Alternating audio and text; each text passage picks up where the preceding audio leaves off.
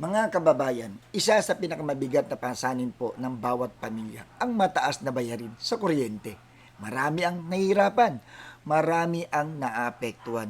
Pero ngayon po, kumikilos na po ang bagong Pilipinas. Sa pamumuno po yan ng ating Pangulong Bongbong Marcos Jr. Inilunsad na po ang Lifeline Rate Subsidy Program para matulungan ang mga kwalipikadong Pilipino, lalo na ang mga benepisyaryo ng 4-piece. Automatic na ang subsidy. Ibig sabihin, diretsong tulong, diretsong ginawa.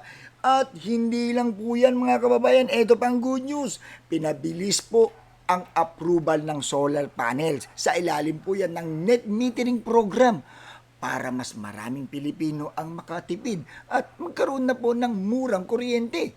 Mas mabilis na proseso, mas malinaw na solusyon, mas mababang bayarin. Ito ang gobyernong hindi lang pangako, kundi kumikilos. Ito ang bagong Pilipinas para sa mas magaan na buhay, para sa mas maginhawa, maliwanag na kinabukasan ng bawat Pilipino.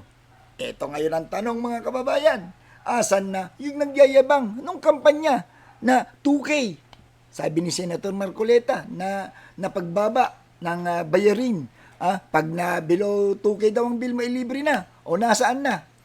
Mr. Marcoleta, mukha yata nga hanggang kwento na lang ho tayo.